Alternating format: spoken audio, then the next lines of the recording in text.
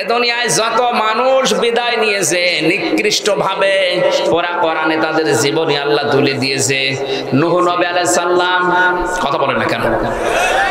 হযরত নূহর জাতির প্রতি আল্লাহ যে ধ্বংস গজব পাঠিয়েছিলেন, তারা কিন্তু সীমা লঙ্ঘন করেছিল আল্লাহর নবীর দাওয়াত পাওয়ার পরেও। হযরত হুদ আলাইহিস সালাম, তার জামানার লোকেরা সীমা লঙ্ঘন করেছিল। হযরত সালেহ আলাইহিস সালাম, তার সীমা লঙ্ঘন করেছিল জাতির লোকেরা।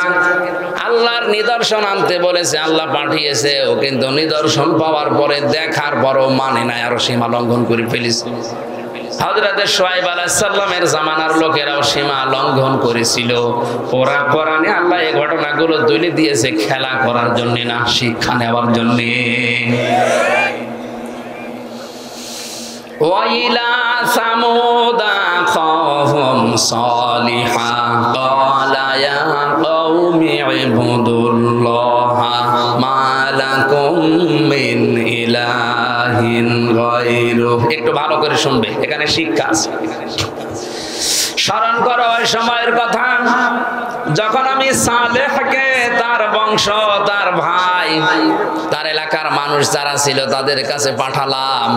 হযরতে সালেহ তিনি আল্লাহর যে আসমানি কিতাব ওই সময় ছিল সহিফা, হাতে নিয়ে বললেন, জাতির লোকেরা, আমি তোমাদেরকে এমন একটা দিনের ভয় দেখাচ্ছি যে এই দিনে বেচা কিনা চলবে না, আল্লাহ ছাড়া কোনো মাবুদ নাই, এই কথাটা স্বীকার করে নাও। কথাটা বলার পরেই তারা কিন্তু প্রশ্নের পরে প্রশ্ন তুলেছে, তুমি যদি নবী হও তে আমাদের মতো মানুষ হইলে কেন? ওই জামানার মানুষেরা মনে করতো নবী ছাড়া এরা আমাদের মতো মানুষ হবে না, নবী ছাড়া এরা বিয়ে শাদী করবে না, এরা রাজনীতি করবে না। আজ অনেক মানুষের ভেতরে ওই কাফেরদের ধারণা ঢুকেছে যে মাওলানা যারা, এরা কেন বিয়ে শাদী করবে, এরা রাজনীতি করবে। আরে এই ধারণা তো কাফেরদের।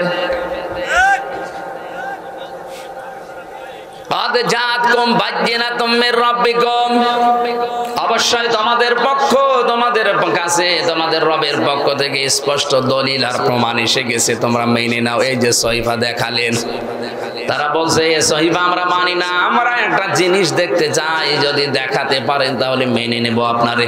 কি? এই যে বিশাল পাহাড়, এই পাহাড়ের উপরে যে অস্থির বড় একটা পাথর আছে, ওই পাথরের ভেতর থেকে 10 মাস 10 দিনের গর্ভবতী একটা উটের বাচ্চা বের করে নিয়ে আসা লাগবে। নবীরা কোনো বিপদে পড়লে আগে নামাজে যেতেন, কিসে?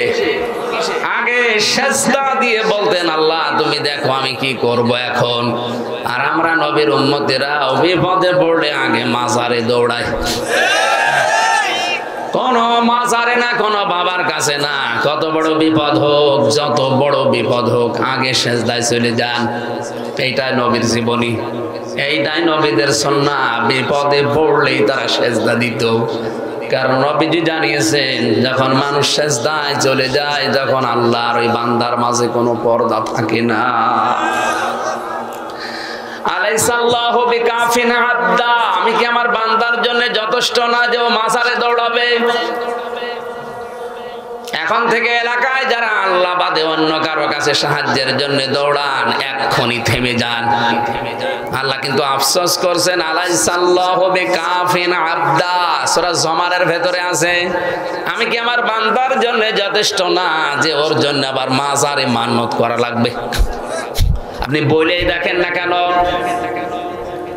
30 সেকেন্ড 35 সেকেন্ড 1 মিনিটে আপনি সিজদা শেষ করে দেন, আধা ঘন্টা 1 ঘন্টা একটা সিজদায় পড়ে থাকেন, দেখেন দুনিয়ার যত মজা আল্লাহ ওর ভেতরে রেখে দিয়েছে। বাইরের জগতে আমরাও সময় পেতাম না, এখনো পাচ্ছি না ভালো। জেলখানায় 3টা বছরে যেহেতু অন্ধকার প্রকোষ্ঠে এক ঘরের ভেতরে কন্ডেম সেলের ভেতরে তালাবদ্ধ ছিলাম, আমি বাস্তবতায় দেখেছি কোন মানুষ যদি 2টা 3টার সময় উঠে 1 ঘন্টা 1.5 ঘন্টা একটা সিজদায় চোখের পানি ফেলে মনের কথাগুলো বাংলায়ও বলতে পারে। আমি নিজের কথা বলছি, আল্লাহর কসমে যে কোরআন আমার সামনে, যেদিন 45 মিনিট 1 ঘন্টা সিজদায় পড়ে কাঁদতেছি, মনে হচ্ছে দুনিয়ায় স্ত্রী ব্যবহারের চাইতে এটা আরাম লাগছে। আপনি করে দেখেন কত আরাম, কত শান্তি আল্লাহর ভেতরে রেখেছে। সেজদা দিচ্ছে উনি আড়াই সেকেন্ড, 3 সেকেন্ড, 5 সেকেন্ড, 15 সেকেন্ডে উঠে পড়ছে, আপনি পাবেন কি? কারণ সেজদায় গেলে মনে হয় যে আল্লাহর কুদরতি পায়ে মানুষ পড়ে আছে। প্রধানমন্ত্রী শেখ হাসিনার কাছে যেভাবে জড়সড় হয়ে আদবের সাথে নড়াচড়া বাদ দিয়ে দাঁড়িয়ে থাকেন, উনি তো তাম পৃথিবীর সব কিছুর মালিক। এরকম বড় মনে করে কেউ যদি ওইরকম দাঁড়িয়ে রুকু দিয়ে সেজদা দিয়ে বলতো আল্লাহ আমি কিন্তু অসহায় হয়ে পড়েছি, মহান আল্লাহ তখন নিজে ফেরেশতাদেরকে বলতেন এইদিকে তাকা, এই মানুষটাই তোরা তৈরি করতে নিষেধ করেছিলি, দেখ কি আদব, সেজদায় পড়ে কিভাবে কান্নাকাটি করছে। মন থেকে যদি সত্যি মানুষ কিছু বলতে পারে ওটা কিন্তু আরশে চলে যায়। আমরা মন থেকে বলতে পারি না, অধিকাংশ কাজ হয়ে যায় আমাদের লোক দেখানো, এই জন্য তাসির হয় না ওর ভেতরে। হযরতে সালেহ সেজদায় পড়ে যখন কথাগুলো আবেগ নিয়ে বলছিলেন, আল্লাহর পক্ষ থেকে আদেশ এসেছে, সালেহ ঠিক আছে তুমি রাজি হয়ে যাও, ওদেরকে নিয়ে আসতে বলো, আমি আল্লাহ মুজিজা তোমার মাধ্যমে দেখাবো। ওখান থেকে উট নেমে আসতেছে।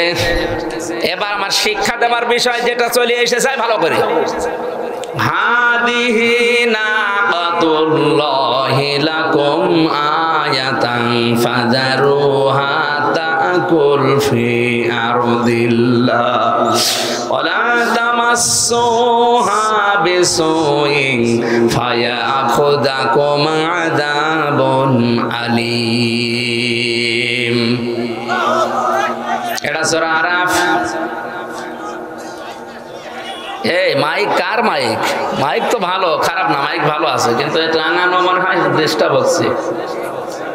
আমি এখান থেকে একেবারে শর্টকাটে একটা শিক্ষা নিয়ে আসার জন্য আয়াতটা পড়লাম, জায়গা মতো এসেছে। আর এখন যদি ডিস্টার্ব করেন, এই চুপ করেন, শোনা যত আছে নাকি? যতটুকু শোনা যাচ্ছে ভালো করে পয়েন্টটা শোনেন। কত মানুষ বসে আছে দেখছেন না?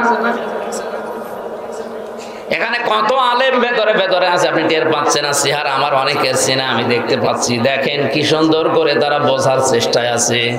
আল্লাহ তাআলা বলেন হাদিহি নাকাতুল্লাহ, হে সালেহ জাতির লোককে জানিয়ে দাও এটা কিন্তু আল্লাহর উষ্ঠি, আয়াতান এটা আল্লাহর নিদর্শন। এটা কি? বলেন বলেন। আয়াত মানে নিদর্শন, এটা আল্লাহর একটা সৃষ্টি, আল্লাহ পাঠিয়েছেন। ওয়ালা তামাসসুহা বিসুইন ফায়াখুযাকুম ফাযারুহা তাকুল ফি আরদিল্লাহ, এর জমিনে ছেড়ে দাও, যেখানে ইচ্ছা যাবে, যা ইচ্ছা খাবে, কিন্তু সাবধান খারাপ কোনো ইচ্ছা উদ্দেশ্য নিয়ে এই উষ্ঠির কাছে আসবা না।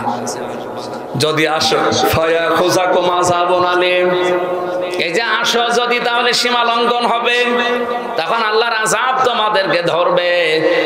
হযরতে সালেহ ঘোষণা দেওয়ার পরে উঠ যেখানে যায়, যেখানে ইচ্ছা যায়, যা ইচ্ছা খায়। হাজার হাজার বছর আগে নাই উষ্ঠি আল্লাহ পাঠিয়েছিলেন, ১৫০০ বছর আগে যেটা পাঠিয়েছেন আয়াত হিসাবে, নিদর্শন হিসাবে, পৃথিবীর শ্রেষ্ঠ নিদর্শন, তার নাম কোরআন। কথা বলে না কেন? হযরতে সালের যে উষ্টি ওটা বিদায় নিয়েছে, ওর কার্যকারিতা মুজিজা শেষ হয়ে গেছে। হযরতে মুসাকে আল্লাহ লাঠি দিয়েছিলেন, উনি কবরে গেছে, লাঠিরও কার্যকারিতা শেষ হয়ে গেছে। এখন আর মিশরের জাদুঘরে ওই লাঠি ছেড়ে দিলে সাপ হয় না। কথা বলেন। হযরতে ঈসা নবী বিদায় নিয়েছে, উনি মারা যাননি, উনি আসমানে আছে, আসবে কিয়ামতের আগে। উনি যেমন হাত দিলে চোখ ভালো হয়ে যেত, মানুষের অন্ধ, কুষ্ঠ রোগী ভালো হয়ে যেত, এখনো হযরতে ঈসা নেই, এই জন্য কেউ চোখের উপরে আর হাত দিলে চোখ ভালো হয় না। পৃথিবীর যত নবী আল্লাহ কম বেশি তাদেরকে মুজিজা দিয়েছিলেন, আশ্চর্য কোন জিনিস, তারা বিদায়, মুজিজার কার্যকারিতাও বিদায়। মুহাম্মদুর রাসূলুল্লাহকে আয়াত আল্লাহ যা দিয়েছেন, যে মুজিজা দিয়েছেন, এ মুজিজা, এ কোরআন, এ আয়াত আজও আছে না নেই? কিয়ামত পর্যন্ত থাকবে। এ কোরআন যেখানে ইচ্ছা যাবে, যেখানে ইচ্ছা যাবে, যা ইচ্ছা করবে। কথা বলে না কেন?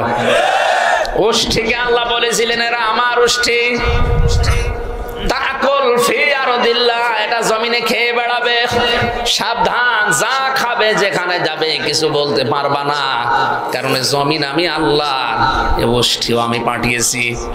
আল্লাহ তাআলা কোরআনের পক্ষে দলিল দিচ্ছেন, আলা লাহুল খালক ওয়াল আমরু, এই জমিন আমি বানিয়েছি, জমিনে চলবে আমার বিধান। সুতরাং কোরআনে কারীম যাওয়া দরকার যেখানে যেখানে, ওই জায়গায় যদি কেউ যেতে বাধা দেয় সে আল্লাহর শত্রু। কথা বোঝার না বোঝার ভান করে আছেন কারা, দেখে হাত তোলেন তো। কোরআন আপনি শুধু ঘরের ভেতরে যেতে দেন, মাদ্রাসায় যেতে দেন, খানকায় যেতে দেন, মসজিদে যেতে দেন, কেন কোরআন সংসদে যেতে পারে না? কোরআন বিচারালয়ে যেতে পারে না? কোরআন ইউনিয়ন পরিষদে যেতে পারে না? মন্ত্রণালয়ে যেতে পারে না? যেখানে যেখানে যাওয়ার ইচ্ছা কোরআনের, আল্লাহ যেখানে যেখানে নাম দিয়েছে ওখানে নিয়ে যান। সাবধান, বাধা দেবেন না। বাধা দিলে সালে নবীর জামানায় যে গজব এসেছিল আল্লাহ কিন্তু এখনো পাঠাতে পারে। আমার কথার অর্থ যারা বুঝেছেন আলহামদুলিল্লাহ, আপনি যদি নাও বোঝেন রাম আর বামরা বুঝে ফেলেছেন কি বলতে চাই, এই জন্যই তো আসতে দেয় না। ওরা জানে যে কত দূর গেছে। কোরআন শরীফ পড়ে আমার বাবা মারা গেছে, আরে বেটা তোর বাবা মরে গেছে এখন পড়ি করবো কি? তোর বাবা যেখানে যেখানে ছিল ওই জায়গাগুলো যদি কোরআন নিয়ে যেত তাহলে আজ আর পড়া লাগতো না। তোর বাবা কোথায় কোথায় গেছে তুই টের পাস না? তোর বাবা ব্যবসা করেছে, ওই ব্যবসা প্রতিষ্ঠানে কোরআন ছিল না, ওখানে অনেক ব্যবসা প্রতিষ্ঠান বাংলাদেশে আছে। আজ বিভিন্ন গার্মেন্টস থেকে মেয়েদের কান্নার আওয়াজ আসে। আর এখন ওই শয়তান মরে গেছে বলে কোরআন পড়ে দেন, কোরআন পড়লো রাজ আবারও বাড়বে। কত সরকারি প্রতিষ্ঠানের দিকে তাকান, আজ এক একটা সিট পাওয়ার জন্য অনেক মহিলারা নিজেদের ইজ্জত বিক্রি করে দিচ্ছে। ওখানে যদি কোরআন থাকতো ওখানে মেয়েদের কান্নার আওয়াজ আসতো না। বাবার বয়সী লোক আছে, এই জন্য আমি নিচে নামতে পারলাম না। এইটাই চলছে পৃথিবীতে এখন। এই কথা বলেন না কেন? কোরআন যেখানে যেখানে যাওয়া দরকার ওখানে যেতে দেন না। খালি মানুষ মরে গেছে কোরআন পড়ে। আল্লাহর নিদর্শন, আল্লাহর এই আয়াত, এই নিদর্শন কার? এই আয়াতগুলোকে আমার বানানো। আল্লাহর নিদর্শন, আল্লাহর আয়াত, যেখানে ইচ্ছা যাবে, কেউ বাধা দিতে পারবে না। কেউ বাধা দিলে বুঝবেন ওটা সালেহ আলাইহিস সালামের জামানার কাফেরদের মতো কাফের। আযাব আসতেছে, কোরআনের বিরুদ্ধে যারা অবস্থান নিয়েছে আযাব আসছে। আমি তো আমার এই ছোট্ট চোখে যা দেখলাম, এদেশে যারা সত্যি ডাইরেক্ট ইনডাইরেক্ট কোরআনের বিরুদ্ধে অবস্থান নিল, হয়তো কেউ ডাইরেক্ট নিয়েছে, কেউ ইনডাইরেক্ট। আপনি তাকান তাদের জীবনের দিকে। এই মানুষগুলোর শেষ বয়সে তাদের ছেলে মেয়ে, বউ, বেটার বউ সব মুখে লাথি দিয়ে তাড়িয়ে দিয়েছে, অথচ বিশাল দাপট ছিল দুনিয়ায়।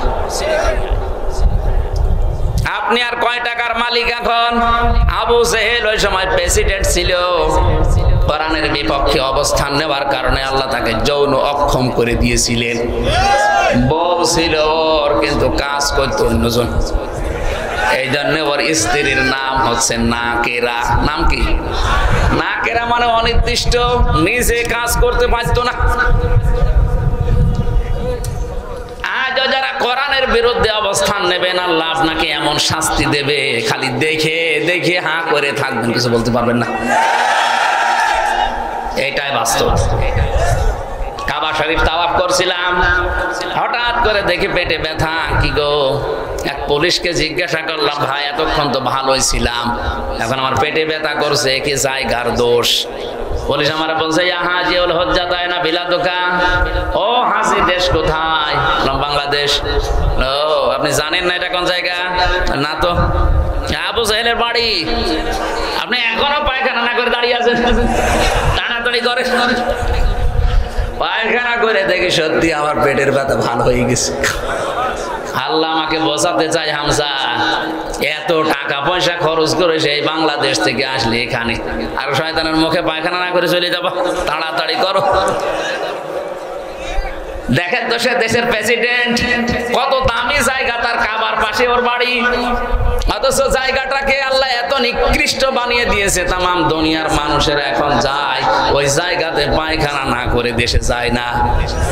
কোরআনের বিরুদ্ধে আমি ডাইরেক্টই বলছি, যারা যে অবস্থান নিয়েছে, কেউ ডাইরেক্ট নিয়েছে, কেউ ইনডাইরেক্ট নিয়েছে, আপনাকে আল্লাহ ছাড়বেন, আপনার বাড়ি পর্যন্ত নিকৃষ্ট, এমনকি আপনার নামও কেউ দুনিয়ায় রাখবে না। আপনার নাম আর কত সুন্দর, আপনার চাইতে ইয়াজিদের নামটা সুন্দর না? অনেক সুন্দর ছিল। ইয়াজিদ তাও কেন্দ্রীয় মসজিদের ইমাম ছিল, কিন্তু নামটা এত বেশি ঘৃণিত করে আল্লাহ দিয়েছে, নামটার নাম নেই। ইয়াজিদ এখন গালি হয়ে গেছে। কাউকে যদি রাগাতে চান বলবেন না ইয়াজিদের বাচ্চা, এড়িয়ে যাবে। আমার মনে হয় কাউকে যদি বলা হয় ভাই ছেলে হয়েছে 5,000 টাকা দেব, নামটা আবু সেহেল রাখেন, রাখবে? ছেলেদের গায়ে গলা টিপে মেরে ফেলবো। শিক্ষিত মানুষেরা কান খাড়া করে মিলান। আল্লাহর নিদর্শন এসেছিল, যেখানে ইচ্ছা যাবে, যা ইচ্ছা খাবে। এখন তো ওই নিদর্শন উষ্ঠি নেই। এখন আল্লাহর নিদর্শনের নাম কি? আল্লাহর আয়াতের নাম কি? এইটাই শিক্ষা আজকের মাহফিলের। যেখানে ইচ্ছা যাবে, যেখানে ইচ্ছা খাবে, যা ইচ্ছা করবে, কেউ বাধা দিতে পারবেন না।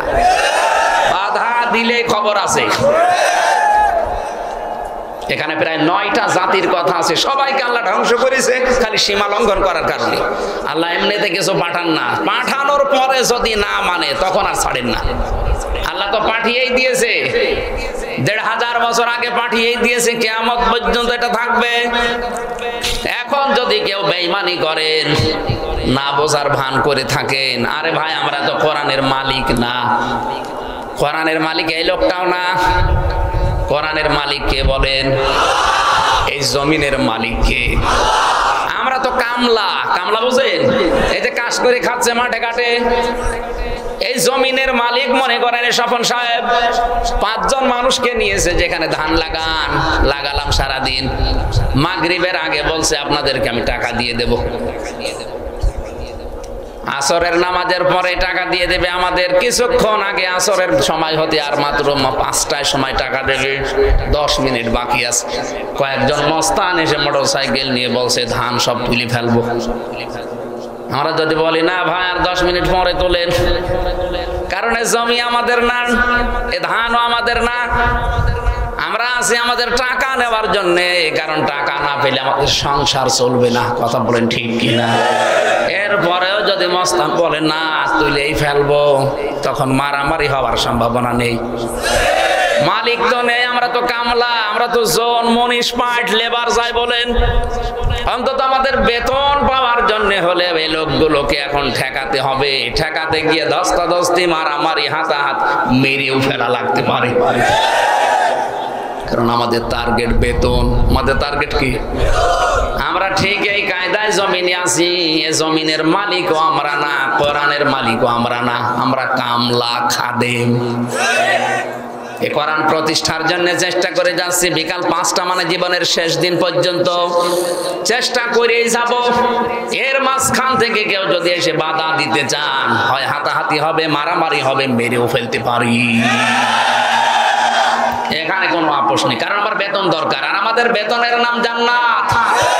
এই কথা বলেন। এটা পাওয়ার জন্য যদি কোরআন বিরোধী কাউকে পাওয়া যায়, বাধা দানকারী, তাকে কিন্তু বিকাল 5টার আগে ছাড়া হবে না।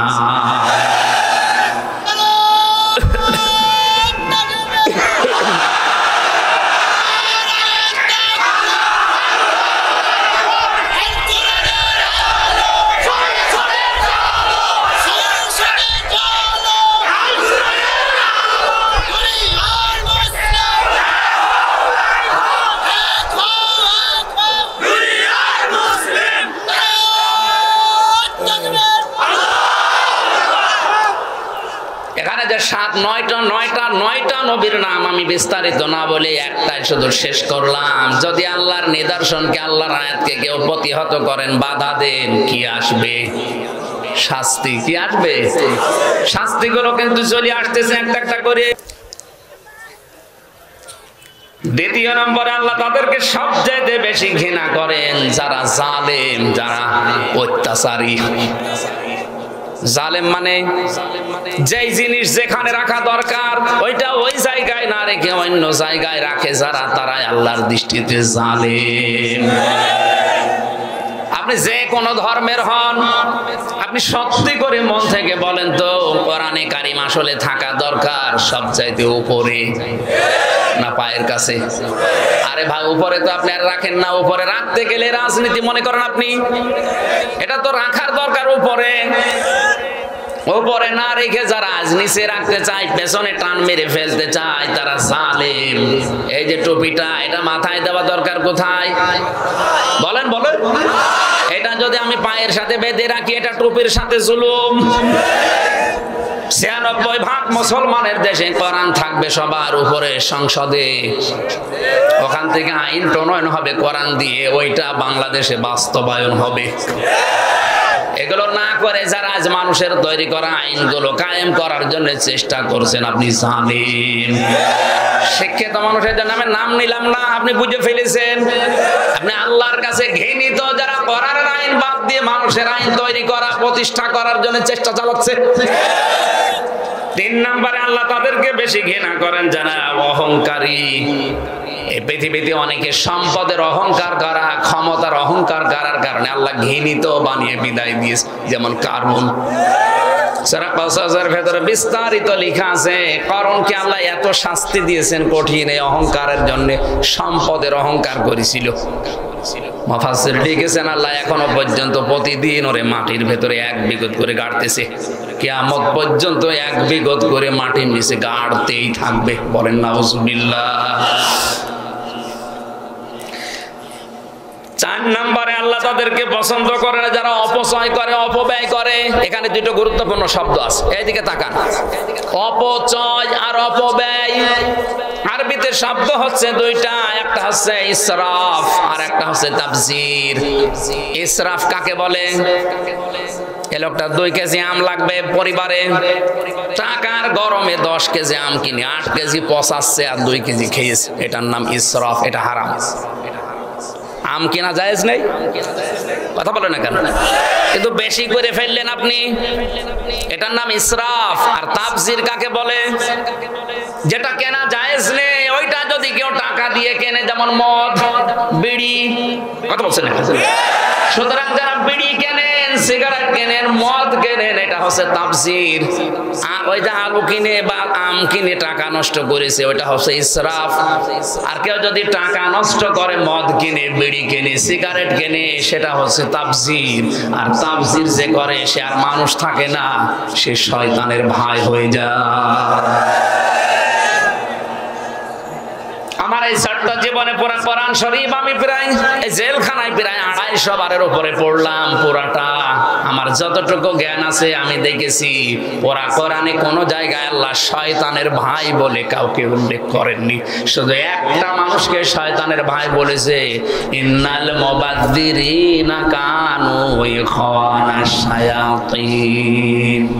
যারা অপচয় করে এরা শয়তানের ভাই, আর শয়তানের ভাই তো শয়তানি। কথা বলে না কেন?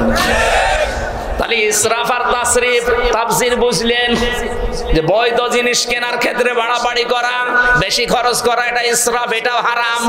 আর অবৈধ জিনিস কেনার ক্ষেত্রে টাকা পয়সা খরচ করা, এটা তাফসীর দুইটাই হারাম। তাই একটা একটু বেশি খারাপ আর একটু আল্লাহর কাছে একটু কম খারাপ। দুইজনকে আল্লাহ পছন্দ করেন। 5 নম্বরে যারা আমানতের খেয়ানত করে, পাপী যারা। কোরআন জানিয়েছে কুলু ওয়াশরাবু ওয়ালা তুসরিফু, খাও পান করো কিন্তু ইসরাফ করবা না। অথচ এটা আজ বাংলাদেশে বেশি চলছে। আমানতের খেয়ানত মানে আমরা মনে করি 10,000 টাকা দিলাম, ওই টাকা আর ফেরত দিল না, এটা আমানতের খেয়ানত করলো না। এটাই না, এটা তো এক প্রকার আমানতের খেয়ানত। সবচাইতে বড় ওইটা যে চেয়ারে বসার যোগ্যতা রাখে না, সে জোর করে যদি বসানো হয়, এটা আমানতের খেয়ানত। আপনি বিবেক দিয়ে বলেন তো এটা বাংলাদেশে হচ্ছে না হচ্ছে না? সবচাইতে বেশি হচ্ছে। আর বলতে গেলে হামজা খারাপ হয়ে যায়। আরে ভাই আপনি যে আমানতের খেয়ানত করে বসে আছেন, আপনার যোগ্যতা আছে চেয়ার বসার? যে সিস্টেমে বসেছেন ওই পুরাটাই তো ভেজাল গলদ। এখানে বসার কথা যার ছিল তারে আপনি বসতে দেন না, জোর করে তাহাজ্জুদের আগে কাজ করিয়ে নেন। এখানে আমাদের উচিত হচ্ছে যেখানে যেখানে যার বসা ওখানে যদি তাকে না বসিয়ে অন্য কাউকে বসানো হয় এটা খেয়ানত। আর খেয়ানত যারা করেছেন এর সাথে যারা সম্পৃক্ত তাদেরকে আল্লাহ ঘৃণা করেন, ঘৃণা করেন, ঘৃণা করেন। এখন যদি বলেন না এটা উল্টি আমাদের পক্ষে দেন, আমি দেবো কিন্তু আয়াত আছে, হ্যাঁ কোন আয়াত আছে আপনার পক্ষে? সব আপনার বিপক্ষে। এই জন্যই তো হতে দেয় না। তা আপনি হতে দেন না, আপনি তো আরো নিজের ক্ষতি করছেন। 6 নম্বরে তারা যারা ফাসাদ সৃষ্টি করে, বিশৃঙ্খলা তৈরি করে। 7 নম্বরে যারা মন্দ কথা বলে, মন্দ কাজ করে, এদেরকে আল্লাহ সব চাইতে বেশি ঘৃণা করেন। বলেন নাউজুবিল্লাহ। মা বোন যারা এসেছেন আপনাদের 2 মিনিটে গুরুত্বপূর্ণ 2টা পয়েন্ট বলছি, ভালো করে খেয়াল করবেন। এই পৃথিবীতে একজন মহিলাকে জিন্দা অবস্থায় আল্লাহ সালাম দিয়েছে, আর একজন মহিলাকে জীবিত অবস্থায় জান্নাতে ঘর দেখিয়েছে। 2 জনই পেয়েছে এটা স্বামী ভক্তির কারণে। আজ দিন দিনে অভ্যাসটা মেয়েদের উঠে যাচ্ছে। সামনে রমজান মাস আসতেছে, একটা পরিকল্পনা করবেন। যতটুকু আপনার সামর্থ্য আছে ওই অনুযায়ী আগে থেকেই বাজার ঘাট করে রেডি হয়ে একটা মজবুত কোমরে দড়ি বেঁধে মনে করবেন যে আমি লেগে গেলাম রমজান মাসটায়, অন্তত ইবাদত বন্দেগী করে পেছনের অপরাধ মাফ করে আমি নিষ্পাপ বেগুনাহ হয়ে যাব। আর রোজার মাসে যদি খালি মার্কেট এগুলোই করতে থাকেন তা আল্লাহকে সময় দেবেন কখন? খাদিজাতুল কুবরাকে আল্লাহ সালাম দিয়েছে তার স্বামী ভক্তির নিদর্শন হিসাবে। এত বেশি ভক্তি শ্রদ্ধা স্বামীর প্রতি দেখিয়েছে, নিজের জীবনের সব কিছু স্বামীকে দিয়ে দিয়েছে, সম্পদ আদি। আল্লাহ খুশি হয়ে তাকে দুনিয়াতে জীবিত অবস্থায় একজন মহিলাকে সালাম দিয়েছেন। বলেন সুবহানাল্লাহ। আরেকজন মহিলাকে আল্লাহ শুধু সালাম না, তাকে জান্নাতের ঘর পর্যন্ত বানিয়েছেন। তার নাম আসিয়া। তিনিও স্বামীর প্রতি বরদোয়া দেননি। তার স্বামী হাতের ভেতরে পেরেক লাগিয়েছিল, মাথার উপরে পেরেক লাগিয়েছে, এরপরে আসিয়া কোনদিন বলেন না আল্লাহ তুমি আমার স্বামীকে ধ্বংস করে দাও না। তিনি বলেছিলেন নাজ্জিনি মিন ফিরাউন, হে আল্লাহ তুমি আমাকে আমার স্বামীর অত্যাচার থেকে বাঁচাও, কিন্তু তুমি আমার স্বামীর উপরে গজব দিও না। ও মা বোনেরা, আপনি নামাজ পড়েন, রোজা রাখেন, কালো বোরকা পরেন, মনে করছেন আমার মতো ভালো মানুষ নেই, আমি জান্নাত পাবো না, পাবে কে? অথচ নবীজি সেই কারণে জাহান্নামে আপনাদের দেখেছেন, সিম্পল কারণ। আল্লাহর নবী বলেন ওই মহিলাকে আমি নবী জাহান্নামে দেখলাম যারা রাস্তাঘাটে চলার সময় চুল খুলে খুলে চলতো, 8-60 পোশাক পরতো, এমন পোশাক পরতো যেটা পরাও যা না পরাও তা। 2 নম্বরে ওই মহিলাকে আমি জাহান্নামে বেশি দেখেছি যে মহিলা তার স্বামীর সাথে কুফরি করে। সারা জীবন লোকটা আপনার পেছনে শ্রম দেয়, মাথার ঘাম পায়ে ফেলে, হঠাৎ একটা সাবান কম হলে আপনি বরদোয়া দিয়ে দেন, গালি দেন যে তোর বাড়িতে এসে কিছুই পেলাম না। আপনার পেছনের সব আল্লাহ ধ্বংস করে দিয়েছে। আল্লাহ মেয়েদেরকে খাদিজাতুল কুবরার মতো, হযরতে আসিয়ার মতো যেন স্বামী ভক্তা হবার তৌফিক দান। বলেন আমিন। আমি বাস্তবে এই জেলখানাতে স্বামী স্ত্রীর অধিকাংশ পরিবারের এই যে সমস্যার কারণে জেলে মানুষ বেশি গেছে। 100 জনে প্রায় 60 জন তো হবে, হয় বউ মার্ডার করা, নয় বউ আদমারা করে ফেলেছে, এরকম মানুষই বেশি। এখন স্বামী স্ত্রীর দাম্পত্য কলহ কি করে তৈরি হয়, কি করে এই গন্ডগোল গুলো হয়, আর এটা বাঁচানোর সিস্টেম কি, এগুলো আমি টুকে, ওখানে তো খাতা কলম দেয় না, তাও টুকেছিলাম আস্তে আস্তে কারারক্ষের মাধ্যমে এটা বের করে পরবর্তীতে বই করেছি। ওই যে গাড়ি আছে না, সাদা গাড়ি, এটা আমার নাই, এই গাড়িতে বইগুলো আছে। স্বামী স্ত্রীকে কিনে দেবে আর স্ত্রী স্বামীকে দেবে। দিয়ে বলবেন বইটা 130 পৃষ্ঠার বইটা পড়ো, 10 দিন 15 দিন 1 মাস ধরে পড়ো। দাম্পত্য জীবনে কলহ কি করে তৈরি হয় আর এটা বাঁচানোর সিস্টেম কি? আজ পরকীয়া প্রেমে দেশ চেয়ে যাচ্ছে। এটার আযাব এবং শাস্তির ধরনগুলো ওখানে দেওয়া আছে। যাওয়ার সময় এগুলো নিয়ে যান, পরিবারস্থ লোকদেরকে পড়ান, আস্তে আস্তে জীবন গঠন করেন। আমিন। বারাকাল্লাহু লানা ওয়া লাকুম ফিল কোরআনিল আযীম। আমি আপনাদের কাছে দোয়া নিয়ে, দোয়া চেয়ে, লোকটার জন্য বিশেষ করে দোয়া চেয়ে শেষ করছি। আমি মুসাফির এবং অসুস্থ হয়ে আছি, আমার এখনো স্বাভাবিক হয়নি শরীর, কারণ 3টা বছর আমি এক ঘরে থেকে সব এলোমেলো হয়ে গেছে।